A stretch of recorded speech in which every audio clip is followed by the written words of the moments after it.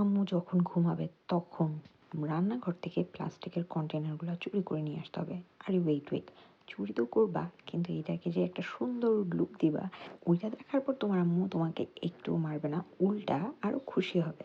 সবসময় তো নিজেকে খুশি করার জন্য জিনিস বানাই, চলো আজকে মাদেরকে খুশি করার একটা জিনিস বানাই। কিচেন থেকে পুরোনো প্লাস্টিক কন্টেনারগুলো নিয়ে আসবা, আর একটু ডেকোপেজ পেপার, যেই ধরনের ডেকোপেজ পেপারটা তোমার আম্মুর পছন্দ হবে অথবা তোমার পছন্দের যে কোনো একটা হলেই হবে। সো আমি এই পিঙ্ক কালারটা নিয়েছি কারণ এটার কন্টেনারের লিডগুলা গ্রে কালারে ছিল, আর এটা হচ্ছে লেবেল। এটা আমি টেমো থেকে অর্ডার দিয়েছি, তোমরা এখন বাংলাদেশের বিভিন্ন পেজে হচ্ছে এই লেবেলগুলো পাওয়া যায়। সো এটা করে নিতে পারো। অ্যান্ড সাথে একটা হোয়াইট কালারের পেন, যেটা দিয়ে এটাতে লিখবো। সো ফার্স্ট আমি ডেকোপেজের জন্য ডেকোপেজগুলো নিয়ে নিয়েছি। এটা স্পেশালি ডেকোপেজের জন্য পাওয়া যায়, বাট তোমাদের বাসায় যদি সেটা না থাকে তোমরা ফেভিকলের সাথে সমপরিমাণ পানি মিক্স করে ডেকোপেজ গ্লুটা বানিয়ে ফেলতে পারো।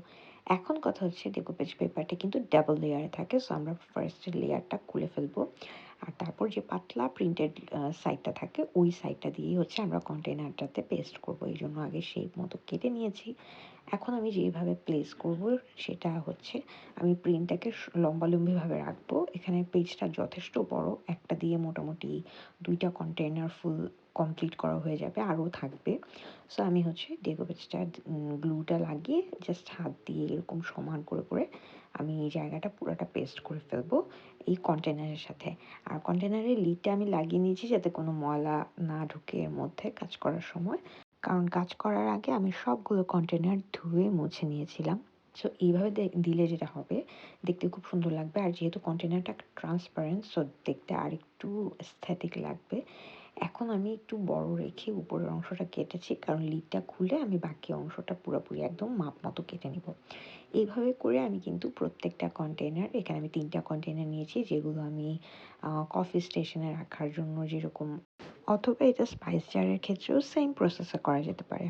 আমি বাকি বাড়তি অংশটা কেটে ফেলবো, আর এরকম করে 3টা আমি কন্টেনার, সেম কন্টেনার নিয়েছি, 3টার মধ্যে আমি চা পাতা, তারপর কফি আর চিনির জন্য হচ্ছে বানাচ্ছি। সো 3টার জন্য 3 রকমের, মানে একই রকমের রাখবো যাতে দেখতে সুন্দর লাগে অ্যান্ড সুন্দর একটা মিল থাকে। সো এটা লাগানোর পর ভেজা অবস্থায় একটু এরকম লাগবে, বাট ড্রাই হয়ে এটা ঠিক হয়ে যাবে। এবার আসি লেবেলের কথায়। এই হোয়াইট পেনটা দিয়ে এই ব্ল্যাক কালারের উপর আমি লিখবো। প্রথমে আমি বাংলা দিয়ে লিখেছিলাম, তারপর আমি ইংলিশে লিখেছিলাম, দুইটাই আমার পছন্দ হয়নি, দুটোই মুছে ফেলেছিলাম। এবং মুছে ফেলার পর এটি কিন্তু প্রথম অবস্থায় তুমি ইজিলি মুছতে পারবে নেল পলিশ রিমুভার দিয়ে, ওয়াটারপ্রুফ হওয়ার কারণে পানি দিয়ে এটা মোছা যাবে না।